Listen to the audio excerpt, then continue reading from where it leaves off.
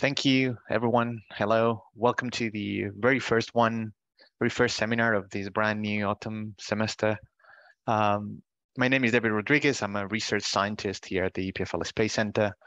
And today I have the great pleasure of introducing you Mr. Francesco Garrone. Francesco obtained his Master of Science in Space Engineering in 2020 with a thesis in Chemical Propulsion and has a background in spacecraft systems, spacecraft propulsion, system integration, and verification. He's currently employed at EPFL as a Swiss National Trainee and is currently working as part of the ExoMars Engineering Team at ESA ExoMars, supporting the system engineer in what concerns to the system and verification engineering tasks. This is his first professional experience after graduation, I believe, so I'm sure his insights will be of great help to most of you. He previously took part in several student activities, such as a Phase A study for microsat constellations for Earth observation, and in the development, integration, testing, and launch of a microgravity scientific payload at the SARM drop tower, which I believe is the one in Bremen, if I'm right. Today, Francesco will talk about ExoMars, a planetary mission to explore Mars. I hope he can give us some inside info on a potential new launch date, but I don't know, we'll see. Before we start, also, as always, please keep your mics muted and your cameras off. The video is being recorded, and it will be uploaded to our YouTube channel afterwards, I believe. We always have 10 to 15 minutes of Q&A at the end. So don't hesitate. If you have questions, write them in the chat or take note, and then it will be enough time at the end for Francesco to go over all those questions. And yeah, that being said, thank you everyone for being here again. And thank you, Francesco, for making the time to speak to us. The floor is all yours. So thanks, David, for the quick introduction, and good afternoon, everybody. I'm Francesco, and today we will try to go into the ExoMars planetary mission to explore Mars. So before starting, what I will present. Today I will try to give you a brief introduction on why Mars, why we are exploring Mars, and what there is today on Mars. Also, let's have a quick review of what is ExoMars, so the ExoMars mission.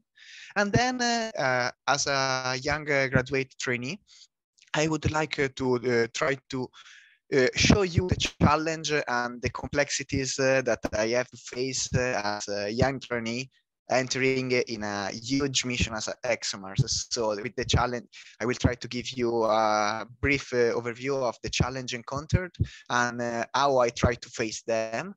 Of course, feel free to ask any kind of question at the end of the presentation. Before starting, I would like us to give you a brief introduction about myself, even if David gave an excellent introduction. So I am Francesco, and I graduated 2 years ago in Polytechnic of Milano in space engineering. And since then, I started to work as a Swiss National Trainee at ESA for supporting in ExoMars the system and the verification engineer. Let's start to enter into the fun part. So Mars, why to explore it? Mars is the fourth planet of the solar system, and together with Europe is one of the most suited planet to host life. Today, Mars is a desert land with a very thin atmosphere, but it was not always like that. In the past, Mars was having a magnetic field and a very strong volcanic activities. And due to with recent study, with the detection and the data recorded from orbiters and rover, it has been host probably liquid water. Today, of course, the situation is different, and Mars do not host liquid water. Instead, there is several ice deposits all over the subsurface and in the polar caps. Moreover, the atmosphere today is very thin and rarefied. There are two main questions when we speak about Mars. So we are trying to understand the geological reason and the geological aspect that characterize the planetary evolution, because studying also other planets could give us an insight about what will be the Earth evolution, and also try to identify if there will be or there have ever been a trace of life in Mars. But what's there is down there? Mars is characterized, as we said, by a desertic land, but rover sample and the data transmitted have testified that we found trace of organic molecules. Of course, they are simple, and there is still so many questions still not answered. On top of that, we found the trace of methane gas, and the cycle that characterize methane is still not answered. Radiation on Mars surface play a real important role because it is capable of demolishing potential complex organic molecules like amino acid, and decompose them in simpler organic molecules. But let's be clear, this is not an instantaneous action. In order to demolish amino acid, radiation, as it can be studied and computed, took around 80 million years. This is something that fascinates me because we have to think on the geo-evolution time scale. So while 80 million years thought from a student viewpoint seems kind of long time, in reality, from a geo-evolution time, it is peanuts, because we have to think about billion years. So at the moment, it has been computed that on Mars, probably the first 5 centimeters of terrain have been sterilized. The subsurface instead is different. The subsurface is a great candidate to host past trace of life due to the fact that the above terrain layers are able to shield the radiation. Moreover, as I previously said, it has been detected several ice deposits all over the Mars surface, subsurface. And there is a big question. What there is down there? We have never performed a sampling, and this is why this is a very important question that we will come back in a few seconds.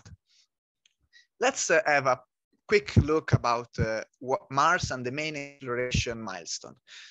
In the past, up to the 1950, it was believed that Mars was hosting life. Unfortunately, it is not like that, and the first flyby that we perform with the Mariner 4 show us a desertic land with craters and a thinner atmosphere with respect to what it was thinking. It was only with Mariner 9 in the 1974 that the variegated Mars landscape was shown to us. So we were able to see valleys, mountains, and ancient volcanoes. And also, it was possible to find evidence that liquid water may have existed. The first image from the surface was transmitted by the Viking.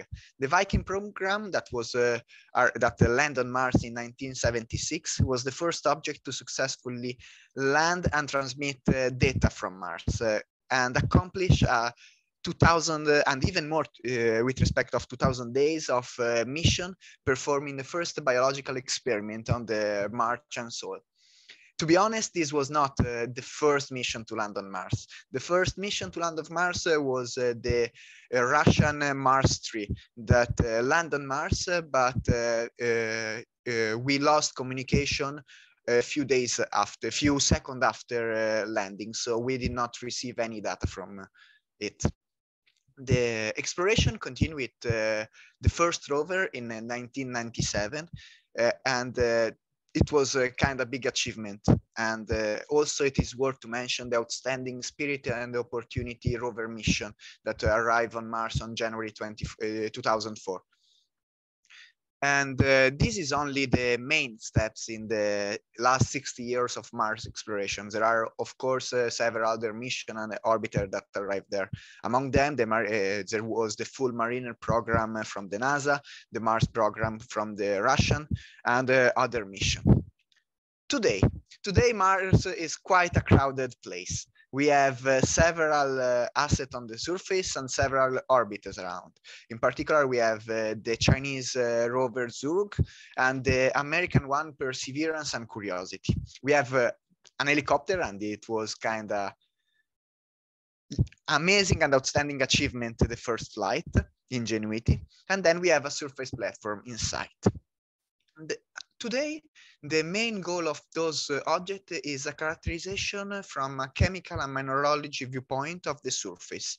Of course, we are trying to collect also information about the surface, so with radar and trying to sample, but the capability of the current assets on Mars is to allow sampling only up to a few centimeters below the surface. What we miss? We miss the full subsurface. And we never sample it, and we never get a lot of data about. ExoMars is trying to reply to those answers. ExoMars, and in particular the Rosalind Franklin rover, has a sampling capability up to 2 meters, and is trying to, when it will land. 1 second, I have a problem with the window. Okay, now I can move it, sorry. To try to find and perform morphological and chemical analysis of the subsurface. The Pasteur payload is this black box in front of this black box, and this part of the rover is an exo-biology laboratory, and it has the capability to perform a close-up imaging, a spectroscopy, and a microscopy of the sample. And the Swiss contribution in this one is quite outstanding, because Switzerland is the principal investigator for what concerns the close-up imager, and the co-lead investigator for what concerns the panoramic camera and the vis and infrared microscopy payload. But how it is performed, the scientific operation? When the rover arrives in an area, it tries to perform a geological evaluation of the area, trying to identifying location that has potential for scientific interest. Once identified those, it is perform a microscale investigation of the specific location, and followed by a sampling of the subsurface. The Pasteur payload, it is outstanding not only because it allows to perform all this kind of analysis, but because for each sample, it allows to perform several morphological and biochemical analysis.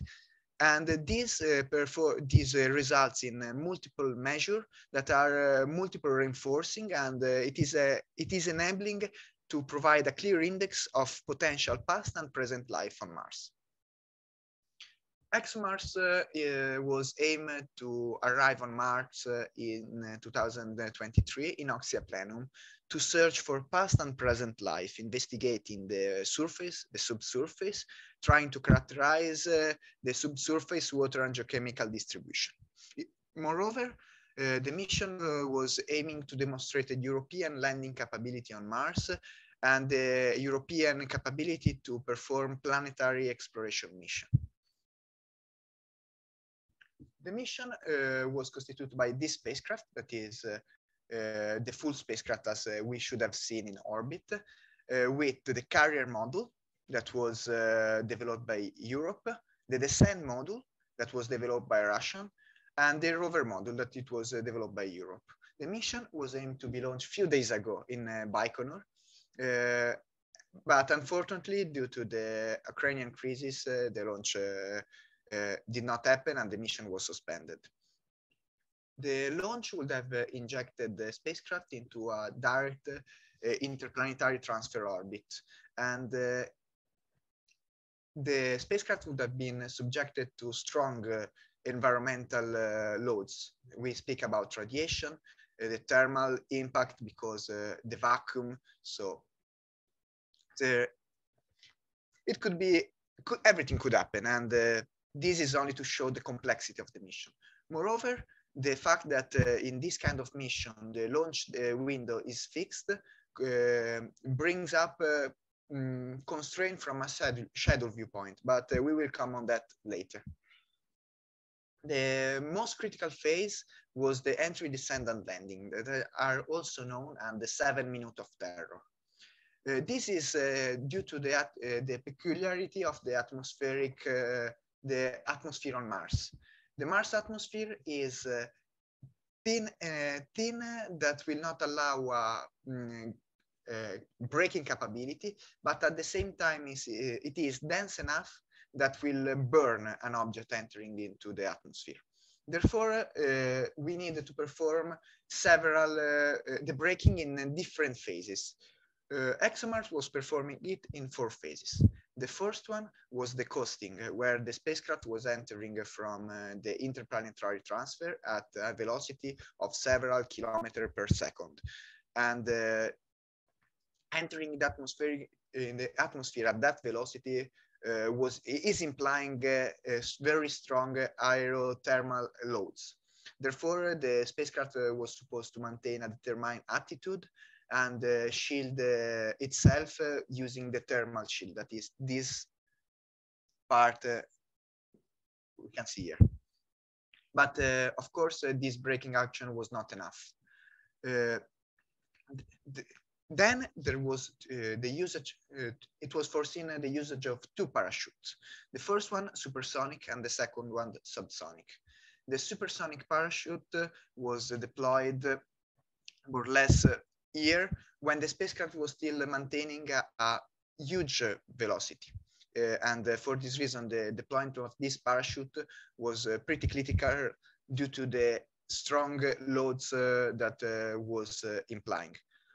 Moreover, we have to think about the fact that this parachute was really large, because the atmosphere on Mars is around 1% density of the Earth atmosphere. The second parachute was that was a subsonic parachute, was reducing a lot the velocity, and then the braking was completed by the braking engine that was in charge of achieving a safe landing. Despite all this complexity in the braking action, this was not only the full complexity, because all this sequence is performed in an autonomous way. This because the delay in communication between Mars and Earth will not allow a direct control of this phase. So the spacecraft has to be autonomous, capable of performing the coasting, the entry, the descent, and the landing. But as students, are we really aware of the complexity of a space mission? This is a question I posed to myself several times during these 2 years. In particular, we have to consider a space system as the interface among several subsystems. We have the structure that is in charge of sustaining all the loads from the transportation to the launch to the arrival. Then we have the mechanism that has to be capable to perform the solar ray motion, that has to perform the motion of the rover in a dusty environment, and so on. So we have the propulsion, the telecommunication, the mission analysis, the onboard computer, and the power, and so on. And for each subsystem, we have multiple interfaces among each other, and this brings several constraints, because as an example, we cannot consider to place the solar arrays on a module that then has to perform the entry, descent, and landing due to aerothermodynamic reasons. Moreover, we have to not forget that this spacecraft and system will operate in critical environment condition. So it will be subject to very strong thermal cycles. It will be subjected to vacuum. It will be subjected to radiation. But of course, this is not only, this is the vision that we gain at university. And every kind of space course normally gives you this vision. But the complexity is not limited to here. The complexity is much, much more. We have to think what happened in case of failure. Every system is composed by different subsystems. Every subsystem is composed by different units, and every unit is composed by different electronic components. And each component can fail. We have to think like a vacuum cleaner. If we think about a vacuum cleaner, we can consider the vacuum cleaner to get a failure and stop working. This is allowed on Earth. Of course, this is not allowed in space, because we have to consider that everything could happen. This brings enormous amount of possibility of failure. And we need to try to know where those failures take place and how they can propagate. And this could lead to an incredible amount of cause-effect relationship to be known. In example, we should think that in case of a cell in the solar array fail, we should not prevent the system to receive energy. In case we have a minor problem in the onboard computer, we should be able to continue to control, to be able to maintain the mission control, because otherwise the mission would be lost. And this is something that we have to think about. This brings an enormous amount of details to be tackled, to be think, and sometimes it's very easy to lose the global picture. What is the biggest risk in a space mission? The biggest risk is this one. The hidden pink elephant in the room, something that no one is able to see because we are all focused on details, trying to understand how to avoid the system to get a failure. And this is really a big risk because you focus on details and you lose the global vision. The project development is phased in a way to try to avoid this. It is divided in the design here, the integration, and the verification. The design is performed starting from customer requirement from top to bottom. So we start defining the system performance, then the subsystem performance and design, and then entering in the component design. Each of these phase, each of these level is characterized by a proper phase. We have the phase 0 for the system design. We have the phase B for the subsystem design, and the phase C for the full component design. Each of these phases is characterized by a review. We have the system requirement review, we have the preliminary design review, and the critical design review. Those reviews are performed in order to try to identify aspects that have been neglected, that in reality are major, or if something has been forgotten. After that, we start with the integration and assembly, and followed by the verification. The verification is critical in order to tackle and try to identifying eventual low quality components or eventual failure modes that have been neglected during the design. The requirement in this are the customer requirement, and in general, the requirement in a mission are fundamental. The requirement identify the specification of a system. They drive the design. So we start defining the mission requirement, and then we go into details, defining the system, the subsystem, and the component requirements. They define the product specific, the function that the system should perform, the performance that the system should achieve, the interface. Something that we should keep in mind is that the requirement have to be verified, because we have to demonstrate that the mission can achieve those performance, that the system can withstand several environmental loads. The two main mission drivers during all this phase are the schedule and the mission cost. While the mission cost is, of course, a clear driver for every human aspect, the schedule is really critical in a space mission, in particular for interplanetary mission that has a defined launch date. This because the number of activity to be performed is an incredible amount. And even if the mission normally have been are developed in several years, up to 10, 15, this seems fun, but is not enough sometimes, because problem arise during the verification, something has to be tackled. So it's really critical sometimes to be very careful about the schedule and the planning of the activities. What was the situation when I joined ExoMars at the end of 2020? The project was in the full phase D. So the full design was completed. Most the full components were tested, and most of the subsystems were completed, and the tests were completed. What the condition I have to face in the beginning of my experience was more than 5 years of project evolution with hundreds and hundreds of documents. Every kind of discussion was focused on details. This led to real big challenge for me as a young graduate to face. First of all was trying to understand what was going on. The mission evolution is based on daily evolution. So every time I was approaching and understanding, something was changing. I was bombarded with a constant flow of information and a question rising in my mind, how I can try to filter it, how I can try to speed up my learning process.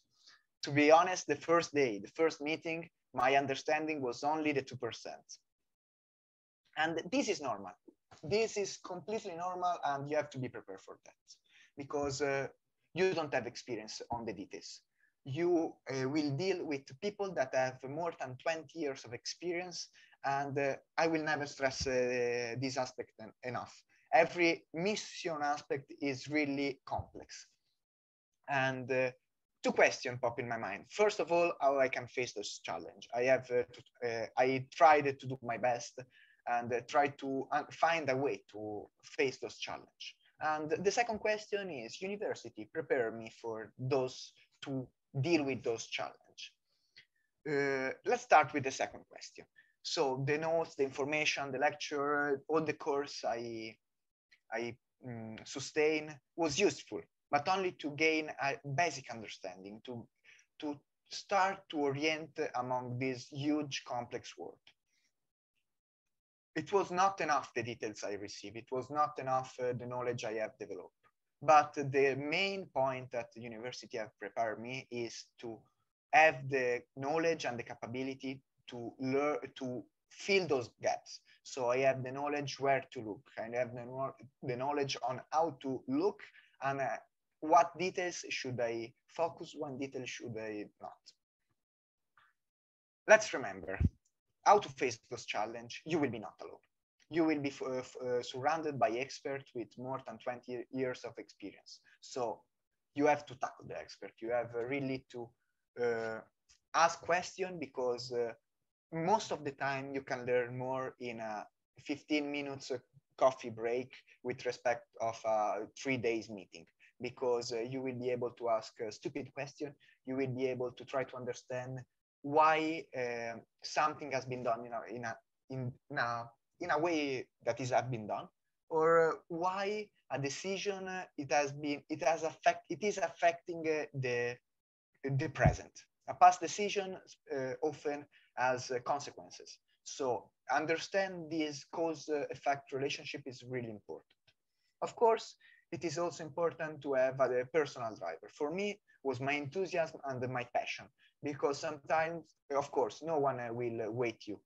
You have to be your driver. You have to tackle the expert. You have to face challenges that are sometimes seems really hard.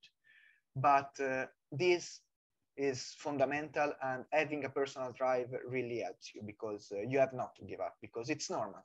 Everyone passes through that, and you have to continue. You have to continue to learn, and you have to try to tackle the expert in order to understand better and better. The task I performed during the first part of my traineeship was to support the requirement verification.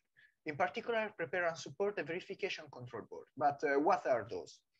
The verification control boards constitute the last step of the verification. So starting from the testing the tests are performed, the tests are executed, and the test reports are prepared. And all these kind of documents constitute the input for the verification. The verification control boards are the board that are in charge of evaluating each requirement and understand that if the requirement were satisfied, if all the aspect of the requirement that the requirement was asking were fulfilled. So my tasks were to monitor the closeout status for the most high-level documents, the mission and system requirement document, to evaluate the documentation and coordinate the expert during the preparation. Of course, you will not have the preparation to understand every document. So you have to ask support and coordinate expert. Then there was the step to discuss and negotiating with industry the closeout documentation. But why this was important? We have to remember that the requirement drive the full design, integration, and the verification. So in order to demonstrate the system flight readiness, we needed to prepare all the documentation to demonstrate that each requirement have been fulfilled and each mission aspect have been, each mission design driver have been fulfilled and achieved. Moreover, this document is also provide a method to identify and track eventual open points and open work to be performed. Nowadays, the situation is slightly different because of the Ukrainian crisis. The mission was suspended and the launch was postponed. And today we are progressing, preparing a proposal in view of the next ministerial. The situation now is we are come back in the phase A, where we have the European modules, so the rover and the carrier that have been verified and accepted. Instead, we have to redesign completely the descent module, possibly reusing a few of the European components that were developed in the past mission. So this is not a straightforward mission phase A, and a lot of flexibility and out-of-the-box thinking is required. After 2 years in the project, I consider to become actively part of the team. I'm really happy about my learning process. I start to contribute in the decision-making process, and I develop awareness of the project dynamics, and on top of that, a system thinking that allow me to understand the decision and their implication. Today, I'm supporting and coordinating the new requirement definition for the mission and system requirement document that, as we previously said, is the most important document because it will drive the full design, integration, and verification. The task is performed considering all the mission constraints and using the feasibility and functional studies, perform different trade-offs and evaluating the constraint. This as allow us to define the design envelopes, the mission constraint, maintaining always an understanding among the interface of the modules and the subsystem. This process was highly helped having performed the full verification because as we have earlier mentioned, the design and the verification have been driven by the mission system requirement. So we have to write the requirement in order to be capable to be designed and to be verified with a test. In this, the coordination and the requirement tailoring with the expert was really mandatory. What are the main lessons learned in this period? So for sure, the complexity. I was not at all aware of the complexity of a space project. The complexity lies in the number of details, and the design that we are used to do on paper at university do not end only on paper, because we have to be responsible for the full design process and integration and verification, and also usage. And every kind of design, even the most simple, has challenges in its integration and its usage. Moreover, something that I was not aware is the role of the verification and the role of the requirement, because this is not clearly tackled at university. The requirements are the start and the end of the design process, and provide a method to track identifying every kind of open point at every level, because we have to think at the diagram I showed you earlier in every aspect of the mission, because we can consider the design of a subsystem using the same diagram. And the verification is mandatory in a space world because it's the only way to ensure that each requirement is fulfilled, and it is the only way to try to avoid failure, obvious failure to happen, because in this way we are trying to reduce the probability, reduce the risk. I would like to thank you for this opportunity to talk with you. I'm really happy about that. And also I would like to flag a few opportunities that in the next month will raise. In particular, it is possible to apply for an internship at ESA. The openings are in November, so check it out. There are different locations. There is here in ESTEC, normally in ESOC, in Spain. So depending on your background, give a look, because it could be really interesting. Moreover, there will be the opportunity to join ESA as a young graduate trainee in February, and also here different location and position are available. So of course now I'm open to reply to any kind of question you will have. I hope you enjoy the presentation, and thank you.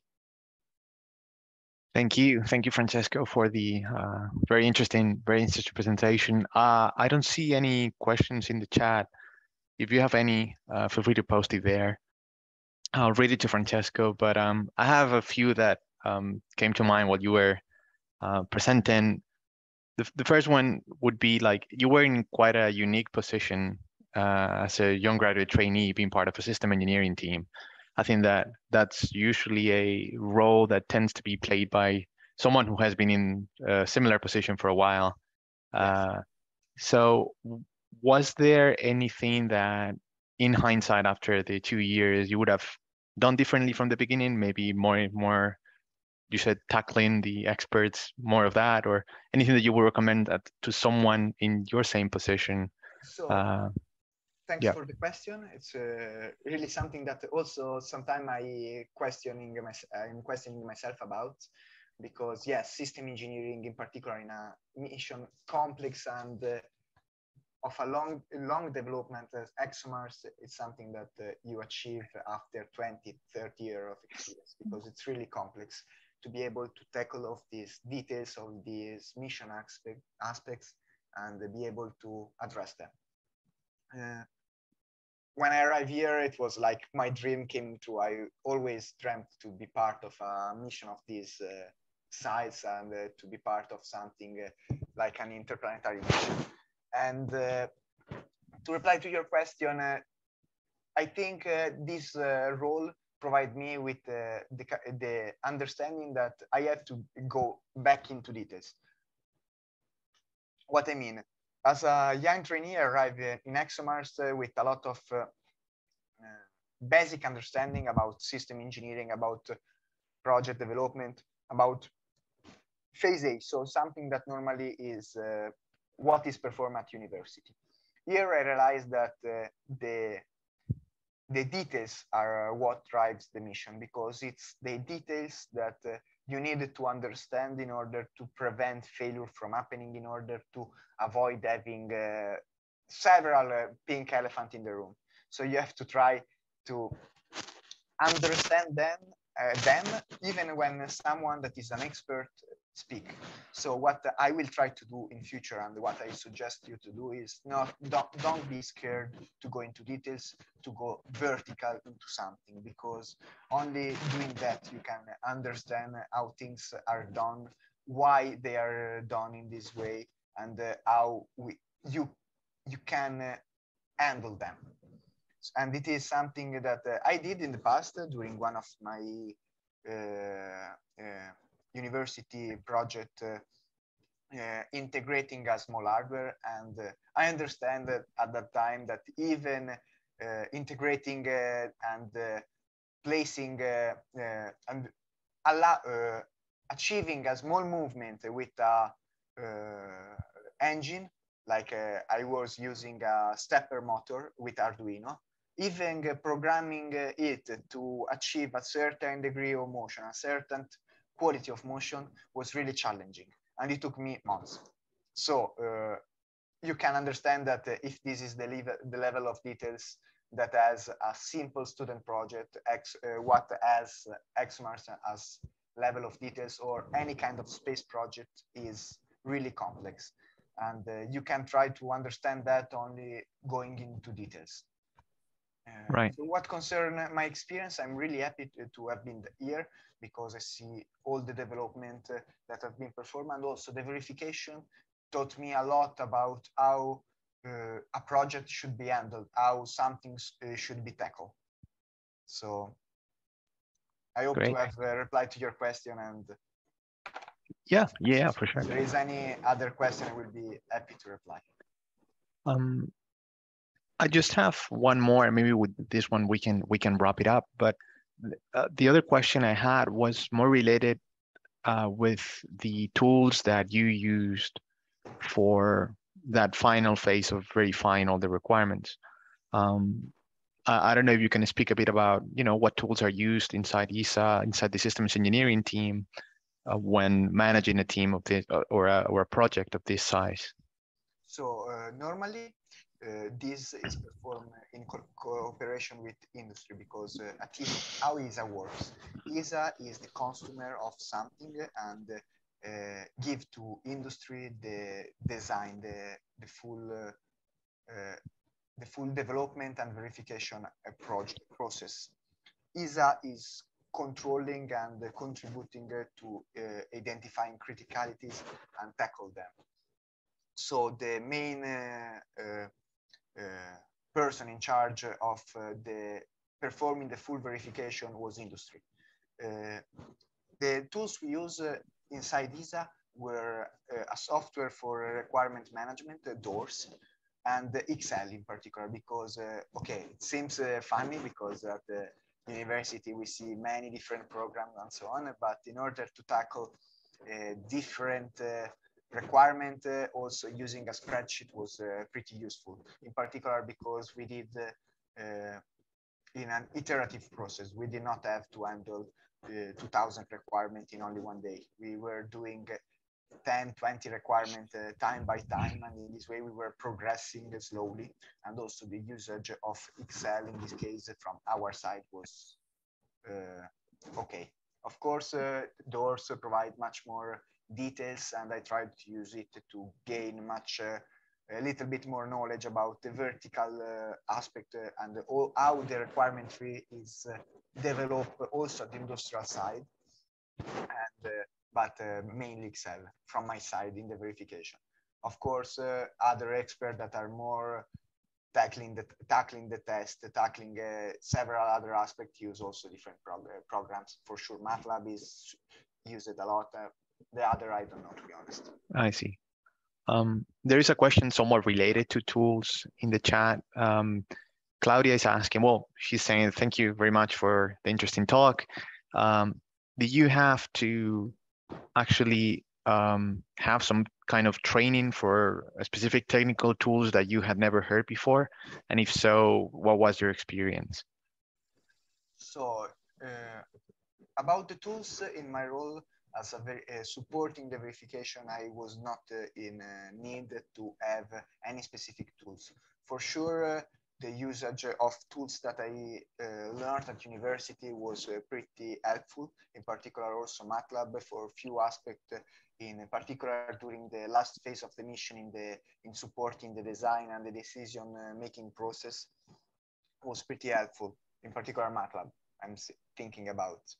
Then for what concerns other tools, in my role, I did not have need to access and learn specific technical tools, but for sure, many of my colleagues are using different software and different tools. This completely space from the subsystem that they are tackling. Got it. Well, I think that with that we can probably close it here. Thank you, Francesco, and thank you everyone for joining.